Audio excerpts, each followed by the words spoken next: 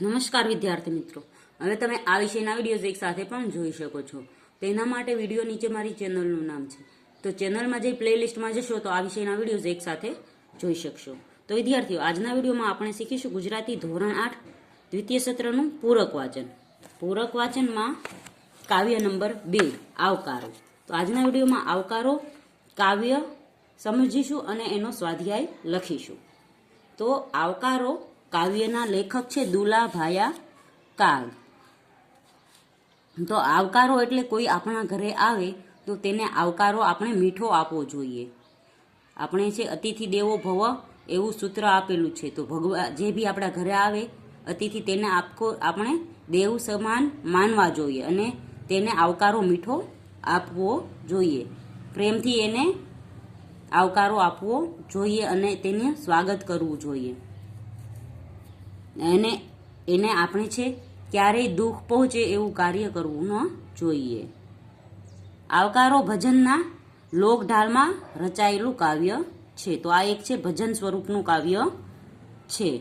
આમાં આતિથ્ય ધર્મની ભાવના પ્રગટ થયેલી છે. હેજી તારા આંગણિયા પૂછીને જો કોઈ આવે રે આવકારો મીઠો આપજે. તો અહીં કવિ કહે છે કે જો તમારું આંગણું એટલે તમારું કોઈ સરનામું પૂછીને આવે તો તમે એને આવકારો મીઠો આપજો, તેને પ્રેમથી બોલાવજો. તમારે આંગણે જો કોઈ મહેમાન પૂછતા આવે તો તેને મીઠો આવકાર આપજો. હેજી તારી પાસે રે સંકટ કોઈ સંભળાવે રે બને તો થોડું કાપજે રે આવકારો મીઠો આપજે રે. તો અહીં કવિ કહે છે કે તારી પાસે આવે ને કોઈ એના દુઃખની વાત જો તારી જોડે કરે તો તું બને ને એટલું તેનું દુઃખ દૂર કરજે, એને મીઠો આવકારો આપજે. આપણને કોઈ આપણા ઘરે આવીને પોતાનું દુઃખ વ્યક્ત કરે તો આપણે એ દુઃખનો એને સહયોગ થવો જોઈએ અને તેનું દુઃખ ઓછું થાય તેવા આપણે વચનો બોલવા જોઈએ. માનવીની પાસે કોઈ માનવી ન આવે રે હેજી તારા દિવસો દેખીને દુખિયા આવે રે. તો અહીં કવિ કહે છે આમ તો માનવીની પાસે માનવીને આવવાની જરૂર પડતી નથી, પણ તને સુખી જોઈને કોઈક દુઃખી માણસ તારી પાસે કંઈક આશ્વાસન મેળવવાની આશાથી આવે તો એને મીઠો આવકારો આપજે. અહીં કવિ કહે છે કે આપણે આંગણે પૂછીને કોઈ આવે, આપણું સરનામું પૂછીને આવે તો આપણે તેને આવકારો મીઠો આપવો જોઈએ.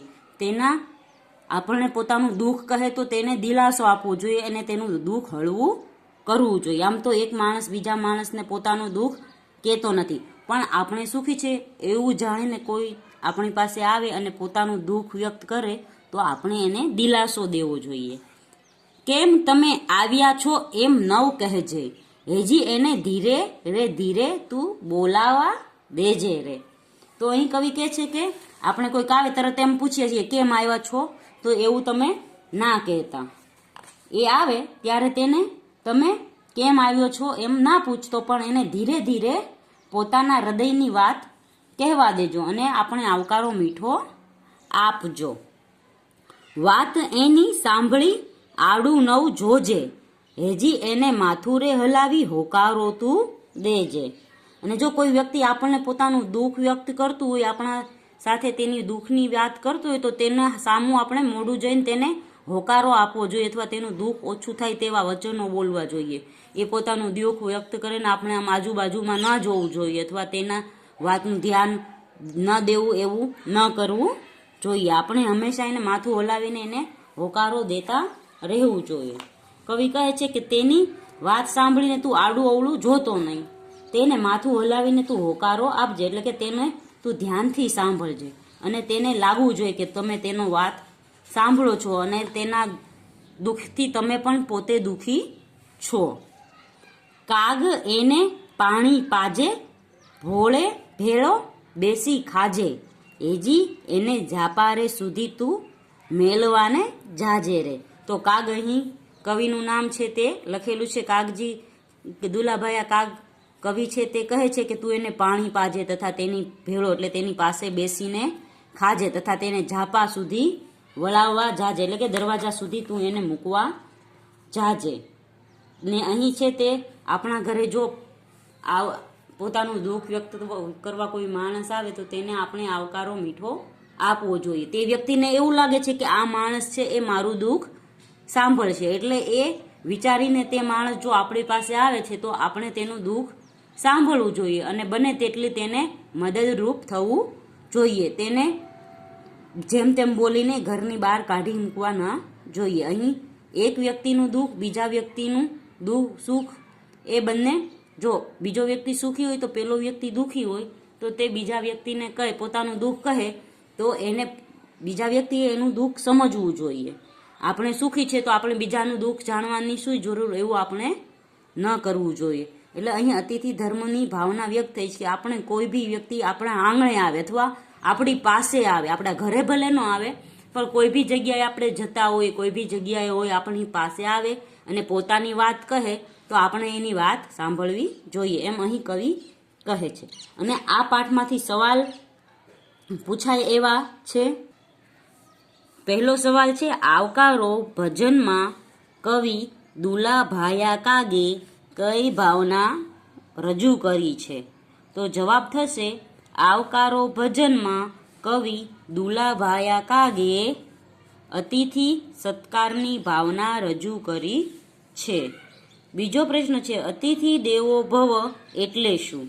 તો જવાબ થશે, અતિથિ દેવો ભવ એટલે અતિથિ દેવ સમાન છે, એનું પ્રેમથી સ્વાગત કરવું એ સાચો આતિથ્ય ધર્મ છે.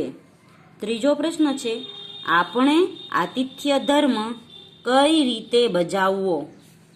તો જોઈએ, આવકારો ભજનના આધારે સમજાવો. તો જવાબ થશે, આપણે આંગણે આવનાર અતિથિ દેવ સમાન હોય છે, એને મીઠો આવકાર આપવો જોઈએ.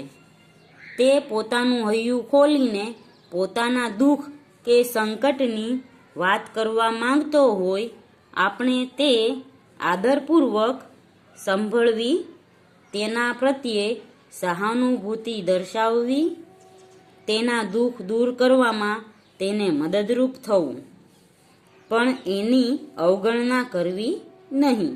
આપણે આંગણે આવેલા અતિથિની સાથે બેસીને ભોજન કરવું અને તેને ઝાપા સુધી આત્મીયતાથી વળાવવા જોવું, એ જ સાચો અતિથિ ધર્મ છે.